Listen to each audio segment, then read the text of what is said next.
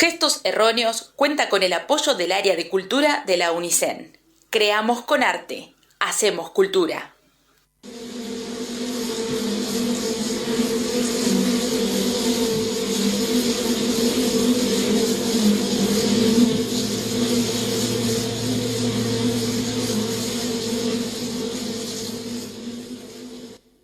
Emoción.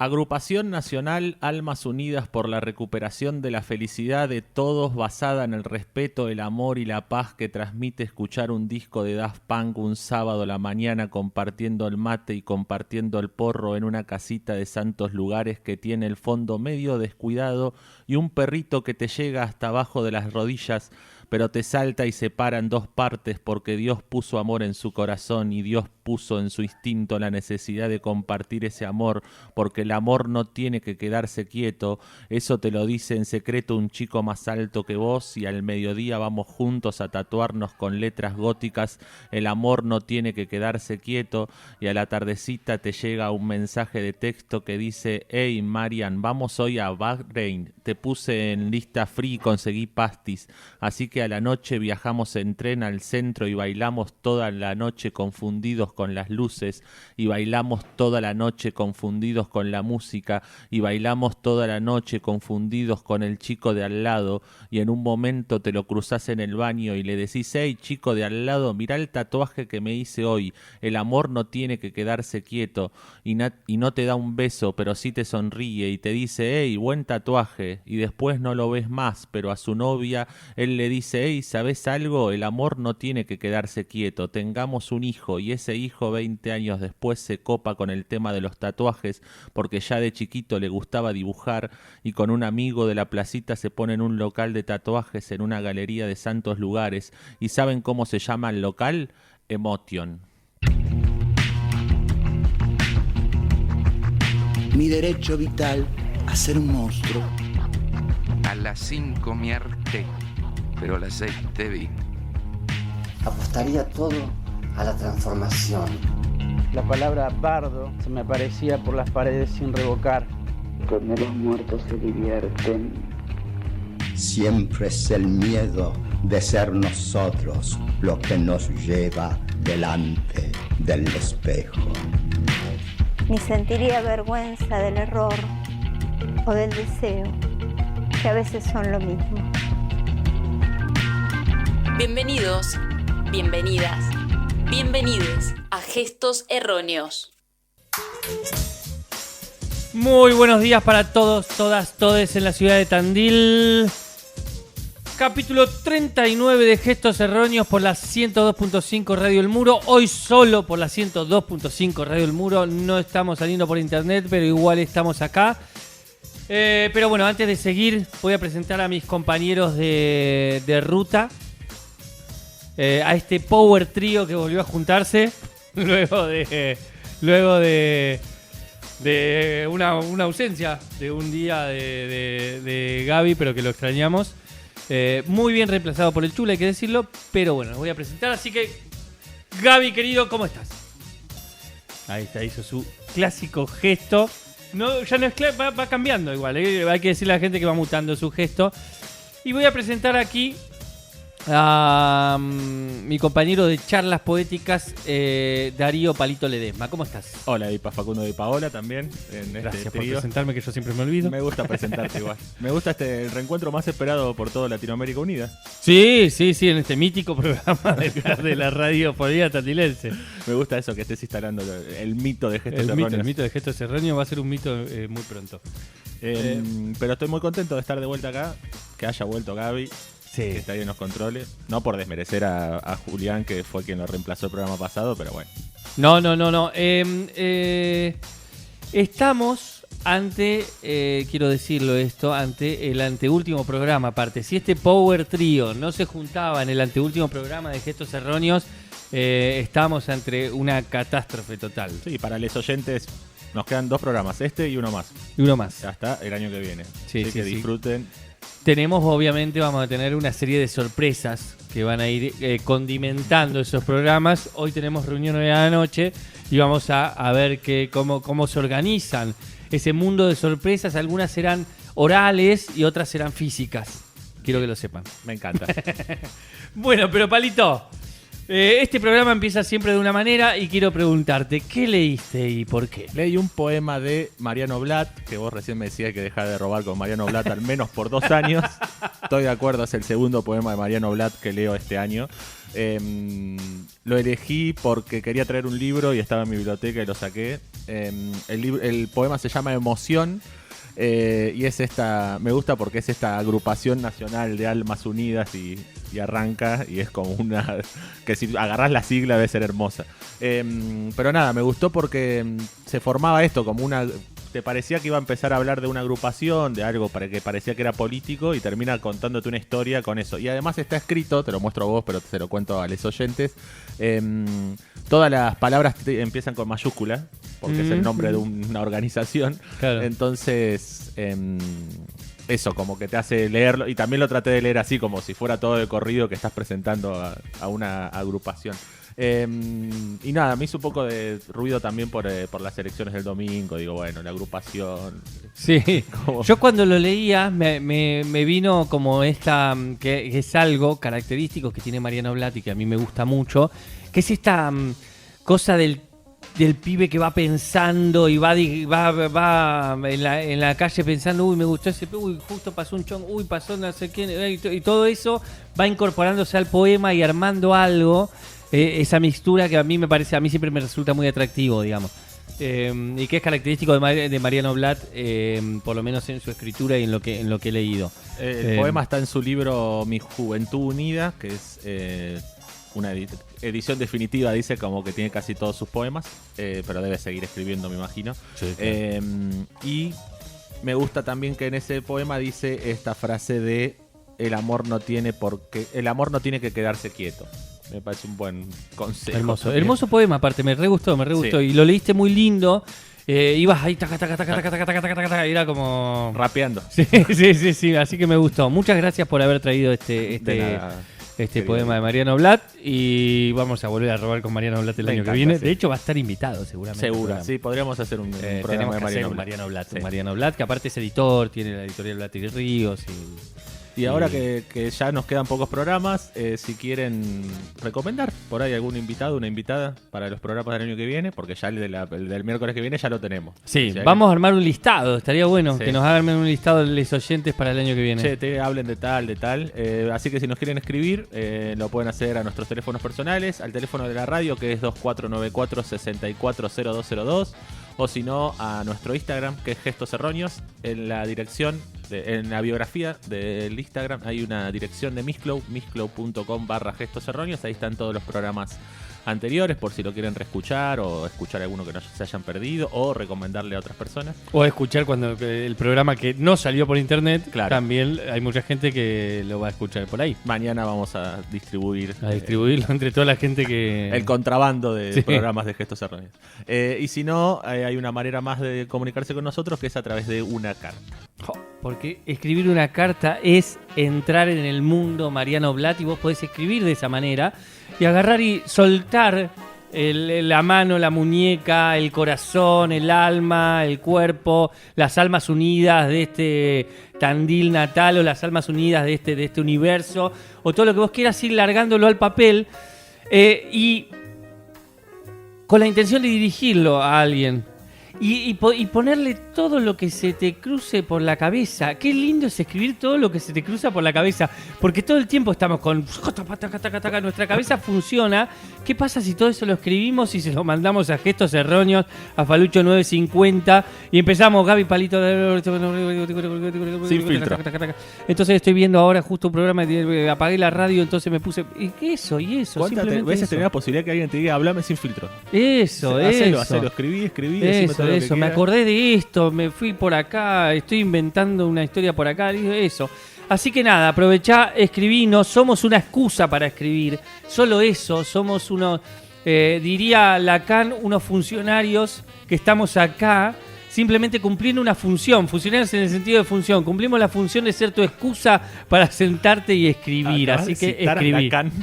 A la cana, cabecita. Sí, Bueno, muy bien. perfecto. Así que si nos quieren escribir, escriben la carta, sobrecito, lo mandan a Falucho 950, a la fábrica Ronicevi. El código postal de Tandil es 7000, así que esperamos sus cartas.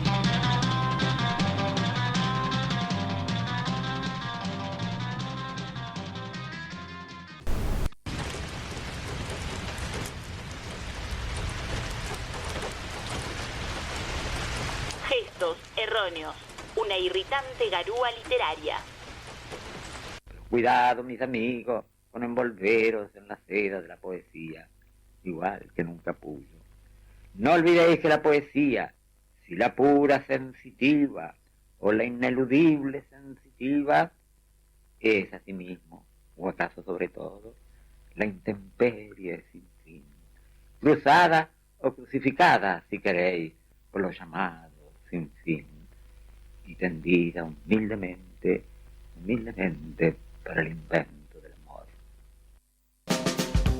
Y empezamos el segundo bloque de este capítulo 39 de Gestos Erróneos, escuchando al invitadísimo de este programa, el querido Juan L. Ortiz, poniéndole voz a ese poema. Lo conseguimos en un documental, muy buen documental, viejito, además un documental del 90 y pico, dura media hora. Lo pueden encontrar en YouTube, un homenaje a Juan L. Ortiz, creo que se llama, y hay algunas imágenes de él caminando ahí por su Paraná y leyendo estos poemas. Muy contentos de que el invitado del día de hoy sea Juan L. Ortiz, ¿no? Enamorado de Juan L. Ortiz. Y aparte, es un poeta que lo buscaba la gente de alguna manera, ¿no? Porque a mí, por lo menos a mí me llegaron muchos mensajes de alegría por Juan L. Ortiz. O gente que me había dicho, che, ¿van a ser Juan L. Ortiz en algún momento? En algún momento me han preguntado. En su momento no lo teníamos planeado, después cuando ya lo teníamos planeado, sí, ya falta poco. Y la gente había como una expectativa creada alrededor de Juan L. Ortiz, poeta muy querido, a pesar de ser como un poeta que iba en paralelo a todo lo que es la gran poesía argentina, sí, claro, o lo que se instala discursivamente como la gran poesía de la Argentina, ¿no? Sí, y además un poeta que creó como lo mítico, ya que hablábamos hoy de lo mítico en torno a Entre Ríos, al Paraná, al río, a la selva. Sí, a esa ausencia también de las grandes capitales, al estar aislado, digamos, y todo eso fue creando un mito alrededor de Juan L. Ortiz y de su escritura, digamos. Sí, y él creando el mito en torno a esa naturaleza también. Me parece que hay como una cuestión ahí de construir esa naturaleza a partir de la poesía también. Totalmente. Hay un ida y vuelta, me parece, en eso. Totalmente. Y un gran trabajador de la poesía, porque, digo, es un tipo que si vos lees su poesía y a su vez, ahora que yo me puse a leer entrevistas y que nos pusimos a leer entrevistas, encontrás a un chabón que explora en la poesía una forma de mirar el mundo, pero a su vez una forma de pensar la poesía, de pensar la política, de pensar... digo, es como hay un trabajador muy completo también ahí del mundo literario. Sí, y admirado por otros grosos como Juan José Saer y como Paco Urondo también. Encontré un par de momentos que Paco Urondo también fue invitado a este programa hablando de Juan L. Ortiz. ¿Te puedo decir un dato sobre eso? Dale. Me lo encontré a... un oyente de este programa, el Cebolla, que nos está escuchando, y me dijo que el seudónimo de Paco Urondo, en un momento de su vida clandestina, fue Ortiz, porque le gustaba Juan L. Ortiz. Mirá vos. En homenaje, como una especie de homenaje a Juan L. Mirá, datazo. Así que ese. sí, datazo. Yo no lo tenía y tampoco lo encontré, pero me parece que debe ser un dato que puede ser muy cierto. Sí. Para ubicarnos históricamente, Juan L. Ortiz nació en 1896. 1896. Y murió en 1978. Nació en Puerto Ruiz, un poblado muy chiquitito de Entre Ríos. Vivió casi toda su vida en Entre Ríos, salvo un par de años y salvo algunos viajes aislados que tuvo a Rusia, a China y a Francia. Ese es un dato muy importante. Sí. Siempre estuvo en el mismo lugar, digamos. Exacto. En su gran mayoría, digamos. Tiene esas dos salidas nada más. Exacto. Pero aparte salidas de ida y vuelta a Entre Ríos. No es que, bueno, me quedo 3 meses en Buenos Aires, nada. Iba y se volvía a la selva, al río y a eso. Yo tengo acá algunas cositas que él viaja a Buenos Aires y apenas terminados sus estudios secundarios, que en ese momento, vos terminabas los estudios y te recibías de maestro, de maestro normal, digamos.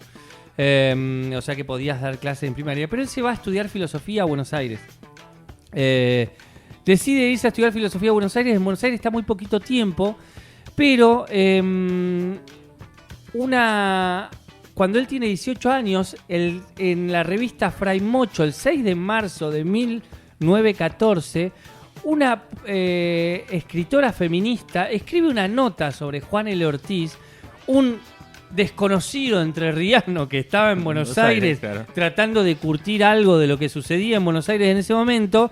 La nota se llama A caballo, a pie, a nado y en bote. Así titula la nota la escritora, a la que donde encontré el texto, la llaman la pionera feminista y se llama Salvadora Medina Honrubia. Escribe en la revista Fray Mocho algunos datitos que se lograron rescatar de esa escritura. Es que lo llama valeroso y temerario entrerriano Juan Laurentino Ortiz, que era su nombre original, Laurentino. Todos lo conocieran, se lo conoció como Juan L. Claro. Por la L de Laurentino y se unió a Juan L. Sí, o sea, quedó un Juan L. Eso, incluso se encuentra en muchos lugares el Juan L, todo junto, digamos. Exacto. Juan L. Muchos los nombres lo ponen Juan L, sí. Y ella dice que es un pintor y poeta entrerriano que quiere hacerse célebre. Así dice entre su frase salvadora. Lo cual me pareció interesante. Ya a los 18 años andás a ver qué estaría haciendo Juan Laurentino Ortiz. Estuvo poco tiempo igual en Buenos Aires. Incluso yo leí en una nota que vivió un tiempo en Villa Crespo y después se fue con una tía a Avellaneda, pero siempre iba hasta el centro, iba caminando. Caminando y volvía caminando a Avellaneda. Sí. Mucha y a veces dormía eso. En la plaza.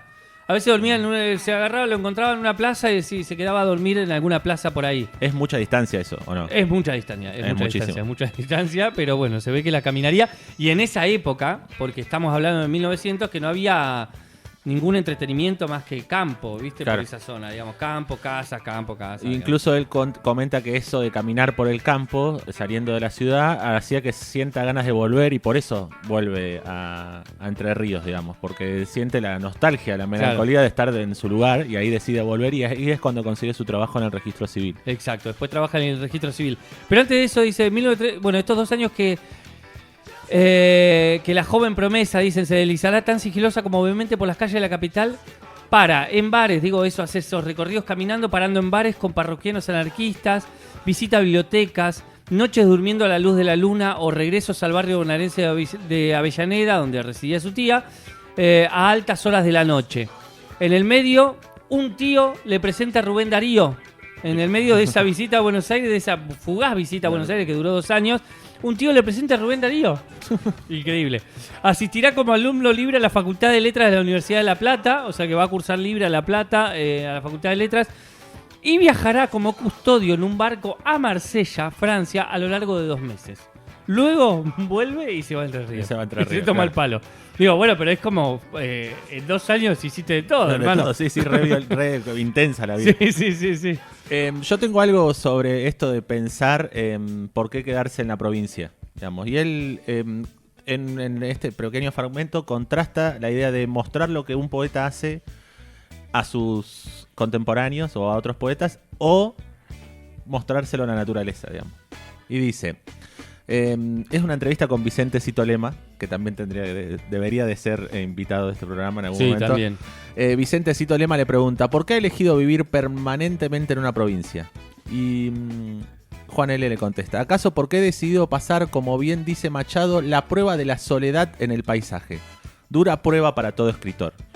Y después agrega, él afirma, por Machado, que es un desafío muy importante para ciertos escritores o para ciertos espíritus vivir con la naturaleza, fuera de la ciudad, porque si bien es muy humano y muy necesario contrastar lo que uno hace, someter a la opinión de los colegas o cómplices lo que uno está creando, saber a qué atenerse sobre su valor, si bien ello es necesario para la conciencia poética artística, en general lo otro, decir la contrastación solamente con la cosa que no responden, quizás sea determinante o más profunda en distinto sentido. Es decir, nos ayuda mucho contrastar lo que hacemos o quien escribe con los colegas, pero a veces contrastarlo con algo que no va a responder puede ser mucho más determinante. Incluso él agrega esto de que Machado decía, bueno, para mí es re fácil irme a Madrid y decirle, bueno, ¿qué onda? Y a veces es un problema porque puedes caer en esto de la vanidad publicitaria. Sí, hermoso cuando dice eso de la vanidad publicitaria. Sí, dice, hay ciertos elementos que son un poquito negativos de ir a contrastar lo que vos hacés con otros escritores, como la vanidad publicitaria, que se satisface con una vida en grupo, de camaradería, con una vida que se llama justamente artístico-literario. Por lo otro, es una alternativa que dirige una vocación de otra manera. Aunque no se pueda decir que esto es mejor que aquello, depende de cada uno, de cada experiencia personal. Pero me gustó eso, como bueno, es como una prueba para un escritor o para un artista en general, no tener esa gente con quien contrastarlo, sino directamente con la naturaleza. Exacto, sí, está buenísimo. Bueno, Nosotti, uno de los grandes biógrafos de él. Yo encontré varias anécdotas también sobre Nosotti buscando cosas, así como eso. Tuvo como una obsesión muy grande por descubrir y tratar de encontrar los rastros. De hecho, en un momento el chabón viajó a buscar una casa donde Ortiz había vivido un año, y a partir de esa casa donde había vivido nada más que un año, él quería ver si descubría en esa casa eso que había escrito Ortiz. Y dice, me encontré con fantasmas, ¿viste? Dice Nosotti, ¿no? Porque dice, yo esperaba encontrarme con algo que a él le haya... Y me encontré con fantasmas, no había nada, ya no hay nada, ya ha pasado mucho tiempo. No, y está esta anécdota de que cuando muere Juan L., su esposa tiene todos los papeles y se los da a un familiar o a un conocido. Sí, se los da a alguien y él los va a buscar también hasta, no me acuerdo dónde se los llevan, si al Chaco, a no sé dónde. Los va a buscar ahí, están todos desordenados y él te agarra como una locura de esa situación y trata de ordenar y ordenar la obra de Juan L. Ortiz, que escribió un montón. De hecho tiene narración también, no solo poesía. Su gran obra es una obra poética, pero escribía narración y era algo que él no publicaba mucho, salvo en alguna revista local o cosas así. Pero también me llamó mucho la atención en el documental que hay un momento en que empieza a sacar papelitos y son todos papelitos chiquititos o recortes. Y también habla mucho de su letra muy chiquitita. Tiene una letra muy chiquitita. Sí, total. Y después esto de mucha como obsesión, no sé si la palabra obsesión o detenimiento en cómo se presentan los poemas en la hoja, digamos, que los versos estén acomodados como a él le parece que tienen que ir acomodados. Y otra cosa que pasaba, por lo cual Nosotti también se obsesiona con eso, es que Juan L. Ortiz en la habitación donde tenía sus papeles no dejaba que entre nadie y no entregaba muchos sus papeles, salvo a grandes amigos como Juan José Saer o bueno, otros amigos ahora escritores que tenía que lo iban a visitar. Pero no entregaba nada de eso, ¿viste? Y no mostraba nada. Entonces también ahí hay algo de eso medio oculto, que él escribía un montón, pero quedaba ahí. Nosotti dice también sobre la vida de Juan L. Ortiz, un poco relacionado con esta entrevista que vos decías de Vicente Citolema. Dice, de la vida de Ortiz se sabía bastante poco hasta ahora. A pesar de ser muy nombrado y estudiado, no tan leído, dice, las escasas cronologías o acercamientos bibliográficos repetían una y otra vez los mismos hitos. Una de las etapas más borrosas era la de la infancia y primera juventud. La familia de Ortiz se muda a Villaguay cuando él tiene 3 años y recién a los 14 él vuelve a Gualeguay. Tanto la experiencia de este monte profundo, al punto que se la conocía como la selva de Montiel, sus primeros asombros cósmicos, como la impronta de las colonias judías provenientes del centro de Europa instaladas muy cerca, tuvieron en su formación una influencia decisiva. Se dio en ese lugar y en ese momento un cruce excepcional. Luego menciona a personajes tolstoyanos como el doctor Charcho, mezcla de médico y santón, y los mismos criollos conviviendo con los sobrevivientes de las guerras por la conformación de la República y los ecos del centenario. Recordemos que él está viviendo esa época recién cumplido el centenario de la Revolución, digamos. es como Argentina tenía 100 años. Claro, más. sí, Es total. como increíble también todo eso. Si uno se remonta a todo eso, digamos, todavía seguían esos ecos de las guerras ocurridas en la Argentina por un país federal o un país unitario, ¿no? Sí, total. Yo traje también, que me parecía muy interesante, en una entrevista con, creo que es la de Sintolema, pero bueno, después me fijo, habla sobre la poesía como una forma de conocimiento. Me pareció zarpado, porque dice, ¿poesía entonces como una forma de conocimiento? Le pregunta quien lo entrevista. Y él dice, exactamente. También yo estoy de acuerdo con Pavese cuando dice que la poesía es otra vía al conocimiento. Y es otra forma de vida. Porque justamente eso que pasó como agua a través de uno se vuelve menos desorden. Cierta conciencia del tiempo, cierta iluminación que tenemos nosotros con respecto del tiempo vivido como normal, reaparece entonces, se vuelve a vivir a través de lo que uno ha sentido y que ha logrado sugerir aunque fuera uno mismo. Yo no me hacía ilusión sobre si esos matices iban a tener un valor o una cosa parecida. Yo los sentía vibrar y revivía ese momento en que me había metido con la realidad o en una zona de ella. Me pareció zarpado. Y incluso en otras entrevistas insiste en esto de pensar el conocimiento científico o otros tipos de conocimiento y la poesía como un conocimiento. Sí. Incluso habla de la filosofía como forma de conocimiento, ¿no? Pero me pareció esto de, bueno... la poesía ayuda a sentir o a pensar esto de que, bueno, el agua que pasa por uno y después se convierte en algo menos desordenado, digamos. Como incluso dice menos desordenado, no en un orden. Eso también me gustó, digamos. Bueno, la poesía te muestra menos desorden, pero no total. Un orden nuevo, digamos. Sí. Y me pareció una forma nueva de conocer, digamos. Está buenísimo. Y esto de llegar a que con el lenguaje se llega a extremos o a bordes que por ahí con otro tipo de disciplina no llegás. Exacto. Con respecto a eso, yo también acá en un texto que encontré de Nosotti, dice: la poética de Juan L. Ortiz, que atrapa anchas sensaciones, dilemas sociales, postales del campo o incluso el fluir caótico del río, es más que un conjunto de versos ordenados. Creo que su obra aporta tanto un imaginario como un arsenal de recursos y una forma de utilizar esos recursos que lo hacen un caso único. El poeta que hablando de tú y de vosotros escribió libros como La orilla que se abisma o como El Gualeguay, sigue siendo un poeta del futuro, un poeta lírico, afectado por momentos de cierto bucolismo que tiene una escritura, un refinamiento y una complejidad propia de las vanguardias.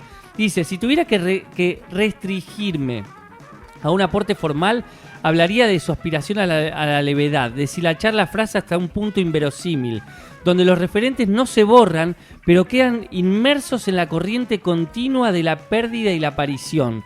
Como dice el poeta Olvido García Valdés, el lenguaje de Ortiz logró abrir el castellano, en relación a esta forma de cómo el lenguaje permite abrir conocimiento y acceder a otro tipo de conocimiento, ¿no? El lenguaje de Ortiz logró abrir el castellano, una lengua clara y con frecuencia enfática, y lo cita: a todas las brumas y posibilidades, a la potencialidad de una lengua de todos y para todos. Digamos, esta idea de cómo Ortiz logra meterse en el idioma castellano y abrirlo al lenguaje para todos y de todos, digamos. Claro. Y ahí también después encontré también varias cosas con respecto a esto, cómo él toma el lenguaje popular y lo mete a la poesía, cómo toma el lenguaje popular de ahí de su provincia, cómo toma, empieza a transformar cosas que se dicen de una forma en la naturaleza y también las mete en su poesía, cómo todo eso arma su poesía, ¿no? Mirá, buenísimo. Pensaba hoy también que en una de las entrevistas que vi hablaba mucho de repetir palabras, de que en muchas poesías aparece siempre más o menos las mismas palabras. Entonces que también ahí hay una búsqueda no de repetición, sino como de mostrar otra cosa. Y me parece que tiene que ver con esto de la levedad que hablaba recién, de que bueno, cómo sentir el lenguaje como una levedad. Total. ¿Te parece que lo escuchemos de nuevo? Por favor. Rosa y dorada la ribera es rosa y dorada. Febrero, y ya estás desde esa última en el cielo y el agua. Etérea, pero ya estás, vapor flotante de un sueño que parece de flor y es de un lúcido pensamiento que se busca y se suspende mientras el cielo es un ardor sensible. por los caminos pálidos entre la hierba oscura, y el alma es un olvido hacia una orilla eterna. Sí, el mismísimo Juan L. Ortiz. Hermosa. En vivo, en Gestos Erróneos. Hermosa. Live in Gestos Erróneos, perdón. Traje algo para abrir también, que es un ensayo de Redondo, que se llama Juan L. Ortiz, Poesía y Comunismo. Como Bien. para empezar a hablar de eso. Traje un fragmento porque me llamó mucho la atención. Dice: Juan Laurentino Ortiz es un poeta marginal, salvo en un determinado momento histórico, breve pero potente, el periodo pre-revolucionario que se gesta en Argentina durante los 60 e inicio de los 70 del siglo XX. El concepto de marginalidad al que me refiero es al etimológico. Es lo que está al margen, fuera del centro. Y ahí me parece que está bueno todo lo que agrega. Dice: desde mi punto de vista, a veces se trató de una elección de Juan L. O sea, estar al margen a veces fue una elección de Juan L. Pero otras no. En particular en lo que tiene que ver con los silencios de la cultura oficial por tratarse de un comunista, en los 40 y 50, o los silencios del genocidio, que el caso de nuestro poeta no le significaron la desaparición, el destierro o el exilio, pero sí la quema total de su obra en 1976 y un largo olvido porque en lo que respecta a la reedición de su obra recién se realiza en 1997. Entonces me parece marca estas dos cosas, digo, mantenerse al margen por una decisión propia, pero a veces no. La primera, por ser comunista, entonces en los 40 y 50 no hablamos de él. Y en el 76 se queman sus libros y después no se reedita. Y me parece que agrega algo que está muy bueno, que es esto de no reeditar los libros. Es una de las variaciones de la práctica social de genocidio desplegada en nuestro país desde antes del terrorismo de Estado. Y que se siguió desarrollando a posterioridad, digamos. También me parece que importante eso, que es un mecanismo de silenciamiento, también el no reeditar o no volver a hablar de esas obras. Pero dice, además su marginalidad se complejiza debido a su acercamiento al maoísmo y su particular concepción del comunismo, como una hermandad entre todos los seres de la naturaleza. Juan L. fue uno de los intelectuales pioneros que viajaron a Chile, a China comunista a fines de los 50. Efectivamente, esta singularidad le costó un aislamiento en el Partido Comunista y sus intelectuales, a los que se sumaba el rechazo a todo comunista de la sociedad civil de esa época. O sea, además, dentro del comunismo se lo rechazaba por estar más relacionado a la China comunista y no tanto a la Unión Soviética. Sí. Juan L. Ortiz hablaba chino y es uno de los primeros traductores de Mao al español. Por eso también digo el contacto con China. Y quiero agregar una cosa más y ya después te doy el pase de vuelta. Sí. Es que esto de que hablaba de la quema de sus libros en 1976. Y en ese mismo ensayo que te decía recién traje esto que dice: Decíamos ayer, de Eduardo Blaustein y Martín Subieta, testimonia Liliana Herrero, la gran Liliana Herrero, respecto a la destrucción de la Biblioteca Popular Constantino C. Vigil de Rosario y la quema de libros perpetrada por la última dictadura militar. Revive la gran capacidad organizativa de todo ese colectivo cultural y cómo, entre los tomos desaparecidos, estaban las obras completas de Juan L., que la Vigil había editado en 1971, en el Aura del Sauce. O sea, esta biblioteca fue la que editó todos los poemas de Juan L. hasta ese momento. Y el libro se llamó En el Aura del Sauce. Y está el testimonio de Liliana de cómo fue atacada la biblioteca. Y dice así: la noche del asalto de las fuerzas militares debimos maliciar lo que anunciaba al fin Fahrenheit 451. Destruyeron las máquinas, quemaron los libros y la pira callejera fue una monumental ceremonia de Dante. En ese acto estaba concentrada toda la pedagogía del proceso. Ellos sabían, tal vez mejor que nosotros, que ningún libro es inocente, que todo libro es un mundo para otros mundos. No puedo recordar qué titulares de la prensa gráfica rosarina acompañaron los hechos. Creo que fue el silencio. Solo recuerdo que en ese tiempo leía mucho menos los diarios que ahora. Yo, como tantos, practicista, antiintelectualista, estaba convencida de que a las noticias las hacíamos nosotros en la calle, antes que leerlas. Muchos de nosotros, sigilosos, ladrones, alcanzamos a separar días antes varios libros del depósito. Sujetamos esos universos y cada uno los llevó a quién sabe qué destinos inciertos y precarios como nuestras vidas. Digo, sin ese acto de valentía de quienes estaban llevando la biblioteca, no hubieran sobrevivido muchos de esos tomos, digamos. Pero bueno, me parece también esto, cómo marca lo de la pedagogía del proceso, digamos, cómo el proceso decía, bueno, vengo y quemo todo, no me importa nada. Sí, total. Sin mediar, listo, bueno, voy a quemar todo. Y el silencio de la prensa también. Sí. Pero bueno, también cómo se pudo proteger la obra de Juan L. Con el acto valeroso de estas personas que se llevaron algunos tomos, ¿no? Totalmente. Yo un poquito también para completar esta visión política, algunos datos de color y también algo de la entrevista de Cito Lema.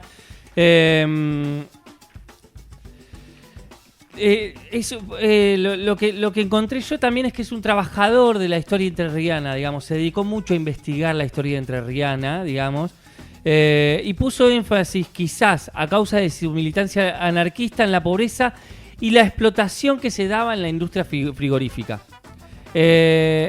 Su más célebre poema, El Gualeguay, es una narración del paisaje mezclada con sucesos económicos que se produjeron en la ribera de ese río. Volvió a su provincia, de la cual integró también diversos movimientos políticos como el Comité de Solidaridad con la República Española en los años 30.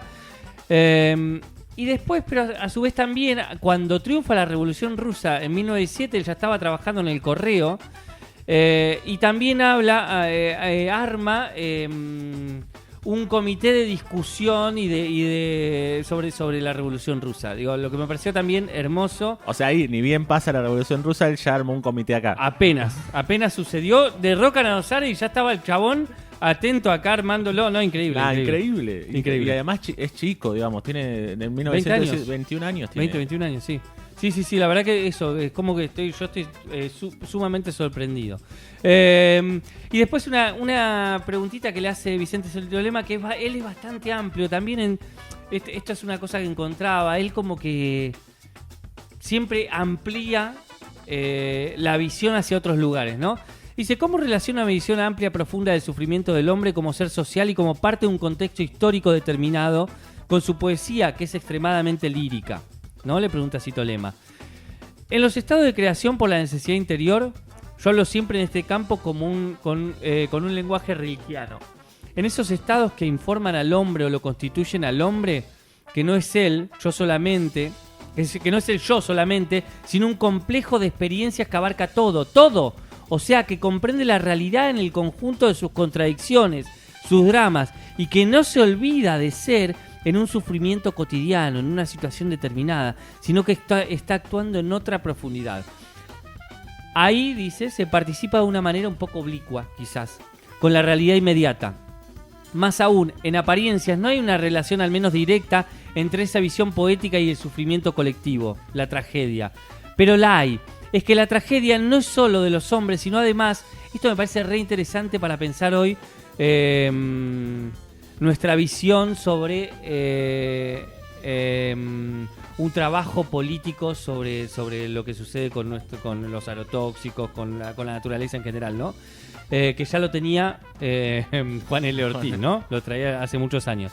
Dice, pero la hay. Es que la tragedia no es solo de los hombres, sino además de todas las criaturas vivientes. Desde el momento que hay vida, hay sufrimiento. Esta es una contradicción fundamental. Por supuesto que la lucha humana, que ese sufrimiento social por las injusticias nos toca más. El hombre es nuestra especie. Sin embargo, no se agota allí.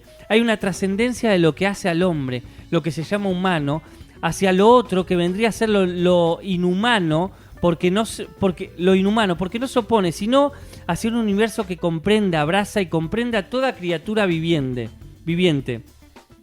Y lo compromete no solamente como ser pensante en el caso del hombre, sino también como criatura suficiente para utilizar el sentido general, esa palabra. Y dice, y se cita a sí mismo, dice... No, él cita a Nerval, dice, en la misma naturaleza un verbo está escondido, no lo haga sufrir. Dice, citando a Nerval, que me encantó. Para cerrar, digamos, esta idea de que el sufrimiento está en todos lados, digamos. Y que de ahí relaciona su poesía extremadamente lírica con el poder hablar del sufrimiento, porque él encuentra el sufrimiento en todo ser vivo, digamos. Antes de empezar a irnos de este bloque, quería, si nos queda poquito, tenemos que hacer otro capítulo de Juan L. Ortiz, claramente, pero quería traer esto porque lo nombré cuando leí el poema de Mariano Blata al principio, que yo decía que cuando empezás a leer este poema, que parecía que iba a nombrar una asociación, y arranca diciendo, bueno, agrupación de no sé qué, y avanzás un par de palabras y como a las 10ª palabra te empezás a dar cuenta que, bueno, ninguna agrupación política o de cualquier cosa se puede llamar así tan larga, y ahí recién empezás a caer de que lo que te está presentando el poeta es otra cosa, digamos. Y Juan L. Ortiz, por lo que me comentabas recién fuera de aire, hace lo mismo con el signo de pregunta o el signo de admiración. Sí, encontré también todo un ensayo muy, muy lindo sobre su poesía y su métrica en la poesía, que también es muy lindo. Voy a tratar de sintetizarlo. Pero dice, bueno, lo leo. En cuanto a los signos de interrogación, dice, Ortiz utiliza habitualmente solo el cierre. Algo que hoy con las redes sociales y con el WhatsApp pasa un montón, que utilizamos solo el cierre del signo de interrogación, pero que él lo utilizaba con una función poética. Al final de frases larguísimas, donde entonces funciona tanto por su valor interrogativo como directamente como señala Elder, por su injerencia en la tonalidad del verso.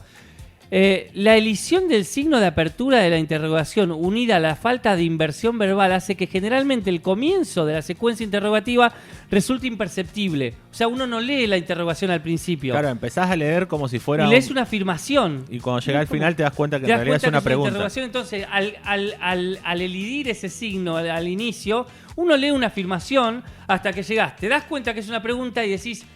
esto también me lo puedo preguntar. Bien. Entonces genera un doble sentido sobre esa misma oración. Y me parece esto del engaño también. Total. Digo, del doble sentido, pero también del engaño. Como puede ser doble sentido, recién te das cuenta al final. Digo, bueno, esta persona me engañó y en realidad me está mostrando dos sentidos, digamos. Exacto. Uno podría decir, bueno, no, el signo de pregunta al final viene del inglés, digamos, que solamente tiene... Claro, pero el inglés...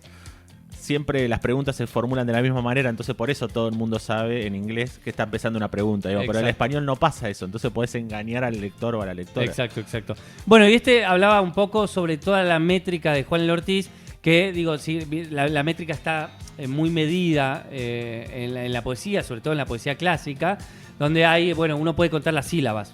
Hay versos que se escribieron en 10 sílabas, todos los versos son en 10 sílabas y... no sé, rima el primero con el tercero y el segundo con el cuarto, y eso, con 8 sílabas, con 7 sílabas, con 7 y 5. Digo, después se fue mezclando y eso fue ampliándose. Pero lo que hacía Juan L. Ortiz es por ahí escribir versos de 40, 50 sílabas. Digamos, versos muy largos. Y eso también era extraño para la poesía en ese momento. Y también es interesante pensar cómo esta idea de igualar su poesía al río... y de encontrar esa sonoridad que tiene el río aparece en su poesía, ¿no? Sí, en total. su forma de escritura. Nos queda para hablar de Juan L. Ortiz un millón de cosas. Pero bueno, nos vamos a ir con un fragmento de una entrevista. Yo lo voy a poner en contexto.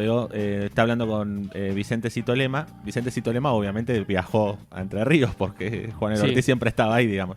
Pero lo marco por el final, digamos. El final tiene un momento que se nota esto de, bueno, estamos charlando acá, me viniste a visitar. Y Vicente Citolema le hace una pregunta que es maravillosa, que es ¿cuál sería hoy la función del poeta en nuestra sociedad?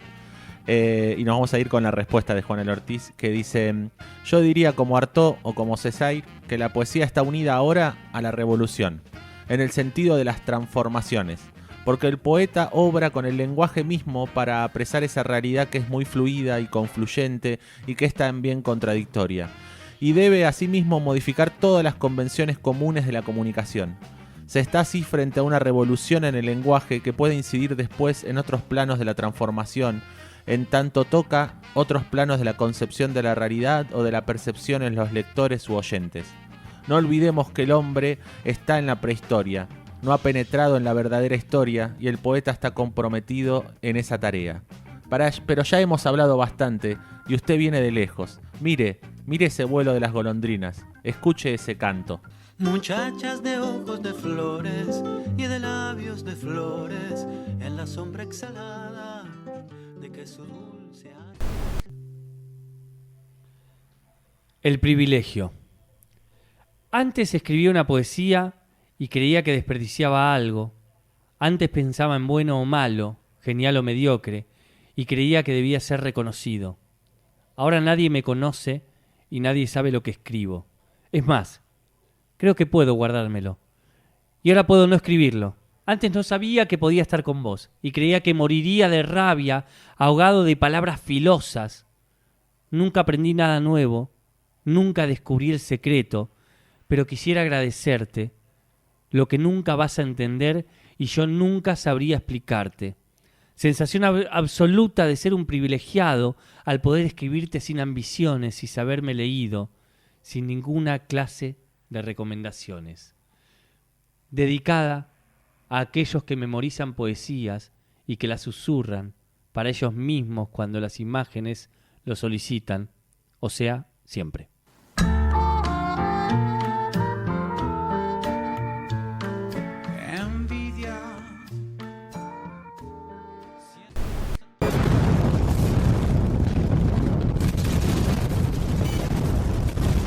Gestos erróneos.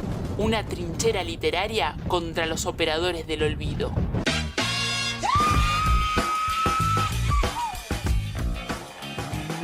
¡Qué comienzo! ¿Estamos? Sí, estamos. Llegamos al último bloque de este capítulo 39 de Gestos Erróneos. Pensé que era otro tema. Cuando nos vayamos te voy a mostrar un tema que arranca igual. En realidad me parece que es como sacaron el cachito y lo arrancan igual. Tengo que decir un par de cosas en este último bloque. Primero es que el tema que sonó cuando terminó el bloque de Juan L. Ortiz es un tema de Edgardo Cardoso musicalizando el poema Aguaribay Florecido de Juan L. Ortiz. Pero recién, antes de ese temazo de Catriel, Dipa, ¿leíste algo? Sé que te voy a hacer la pregunta. ¿Qué leíste y por qué?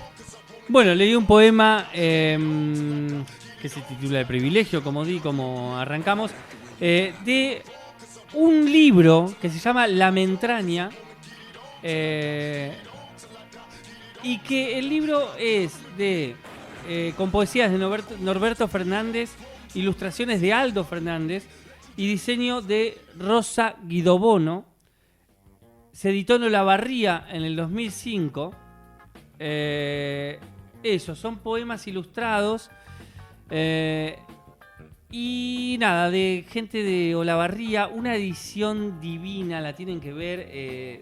Vos que sos gran visión, gran también trabajador de la edición, fíjate que son todas ediciones únicas, trabajadas a mano por Rosa Guidobono.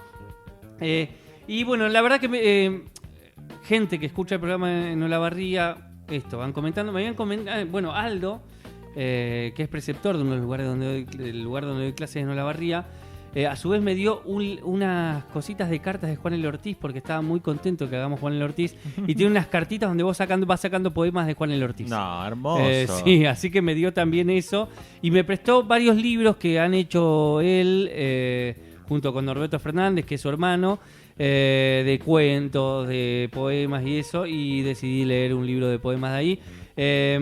También un poco para reivindicar la escritura regional, que hay un montón de escritores y escritoras acá en la región, tanto poetas como de narrativa o como de ensayos, y nada, me parece que estaba bueno también traerlo, y la verdad que es un poema muy lindo que también habla de esta lógica de el privilegio de poder escribir poesía. Sí. Por el simple hecho de escribirla, digamos. Y me gustó que leíste la dedicatoria también. Sí, y tiene una dedicatoria escrita también de una manera rara, como hacia el margen, y esta idea de dedicado aquí a aquellos que memorizan poemas para cuando ven una imagen tratar de susurrarlos. Me encantó. Me encanta memorizar poemas. Un día podemos jugar eso. Me gustaría. Decir poemas. Ayer descubrí que había un poema que no sabía que sabía, digamos. Empecé a tratar de recordar el primer verso y después me di cuenta que lo sabía todo. Qué lindo. Eso me parece que es como eso, de costumbre de leerlo o escucharlo. Claro. Muy bueno, Dipa. Gracias por traer poesía regional a Gestos Erróneos. ¿Vamos a los saludos?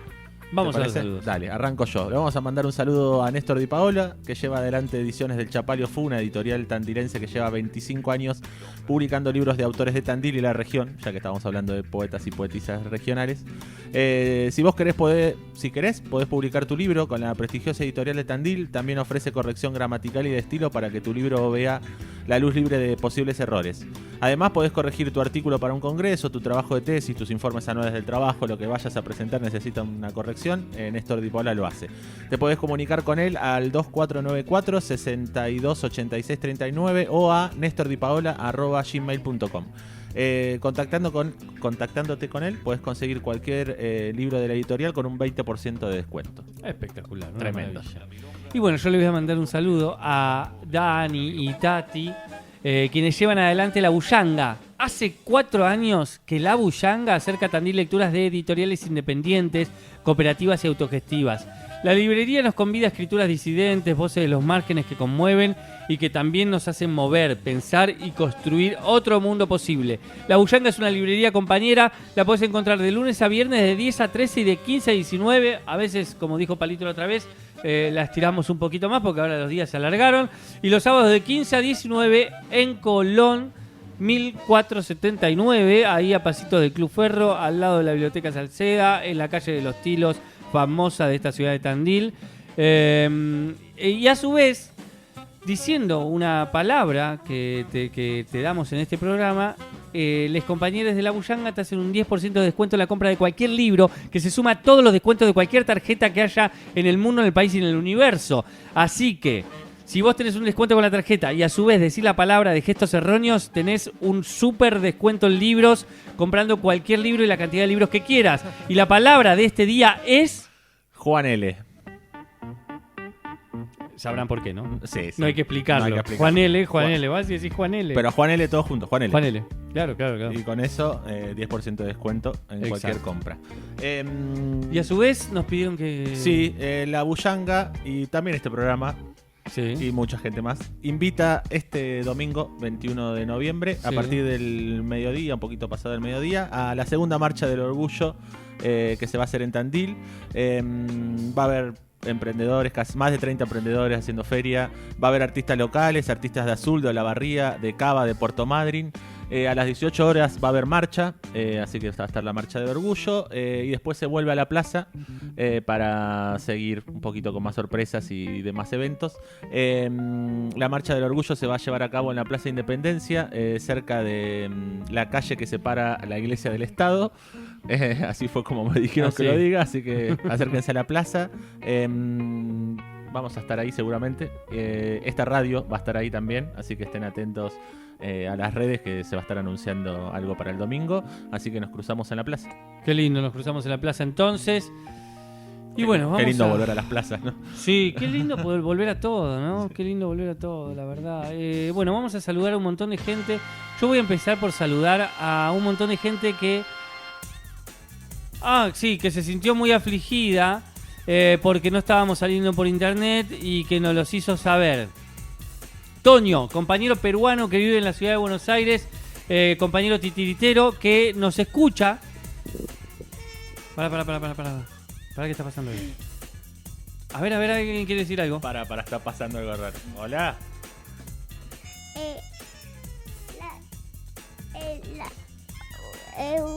¿Cómo? ¿Ibas a presentar a Gestos Erróneos? Va a presentar, va a presentar a Gestos Erróneos una persona que está acá con nosotros desde hace un buen rato. A ver, presentación. Lo de Geo, ¿cómo dice Geo?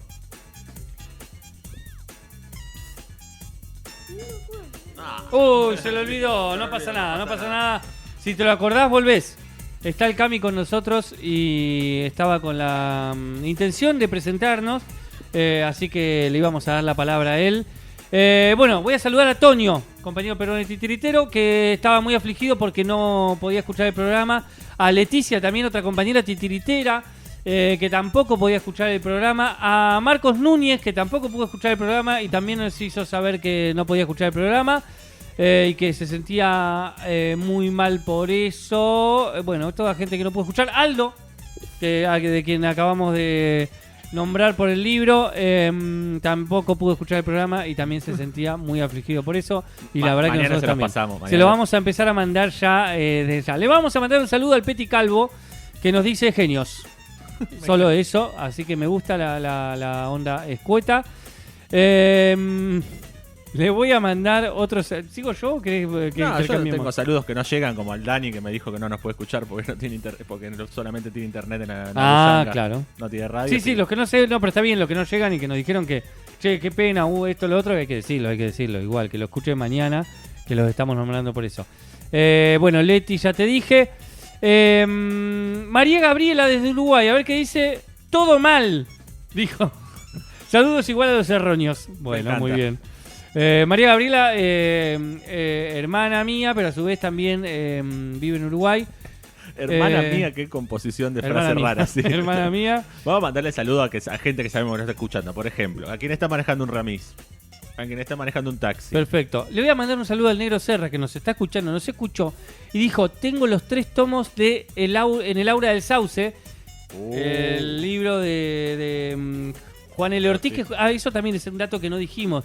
Él fue escribiendo todo ese libro, El Aura del Sauce, si bien se fue sacando en folletines que él armaba y los iba sacando, es todo un libro que se iba escribiendo a lo largo de su vida, al igual que el poema Gualeguay, que es un poema fragmento, es un fragmento porque él lo sigue escribiendo todo el tiempo. Ahora quiere decir Cami. Pero para que terminamos de mandar, vos subiste mientras ahí con palito. Dice el Negro Serra: tengo los 3 tomos de En el Aura del Sauce. Me lo regaló una compañera de militancia ya por el año 1975. Militancia que compartimos con una tal Norma Esperanza y su novio, un tal Néstor Di Paola. Apa. Que a su vez me lo dice a mí porque también Norma Esperanza y Néstor Di Paola son mis padres. Entonces me habla de esa militancia donde que compartió con ellos y una compañera le regaló este libro, así que le mando un gran abrazo, un lindo gesto también ahí de... Tu vieja es de apellido Esperanza, me Esperanza, encanta, sí. Qué lindo apellido. Sí. A ver si ahora sí sale. Ahora sí. Aguante esos erróneos, viejo. Muy bien, no Cami. vamos. Le mandamos un saludo al Camilote. Que hoy Estén vino al atentos a programa. las historias que también Cami nos hizo varios regalos en el día de hoy y van a aparecer también en las historias de gestos.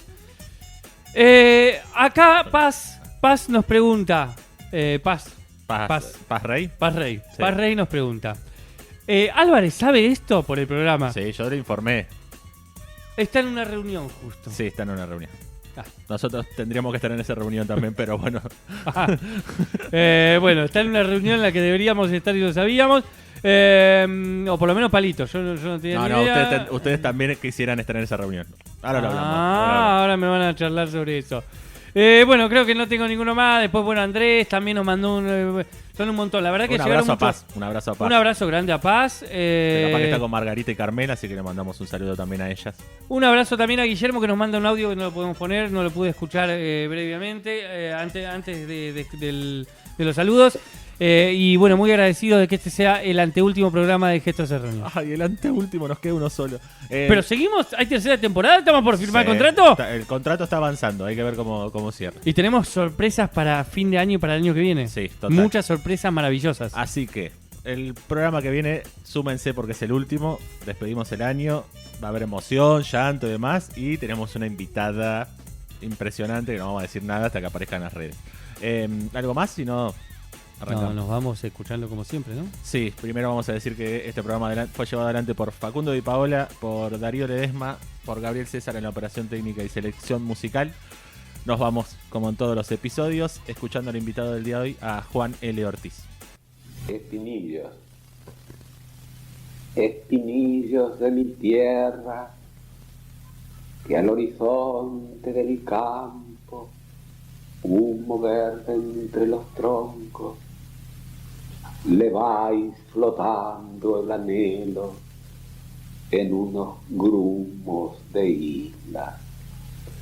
Espinillos, espinillos, como mi tierra vosotros, sois de la melancolía.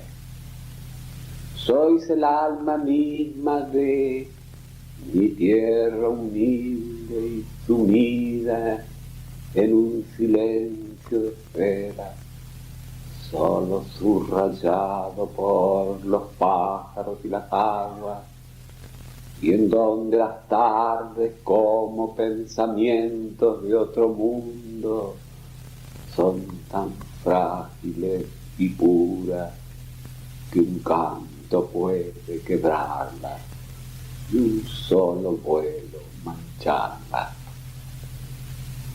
Espinillos, espinillos, qué conversación con él, minuto maduro leáis.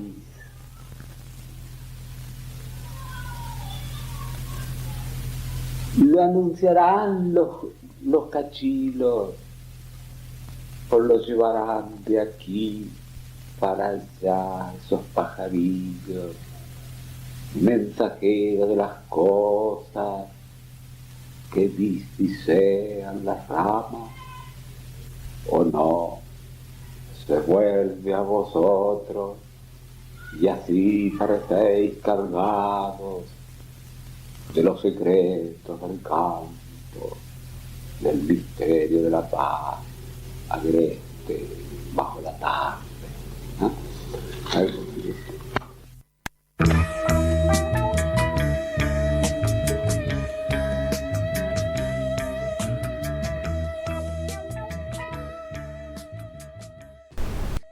Gestos Erróneos cuenta con el apoyo del área de cultura de la UNICEN.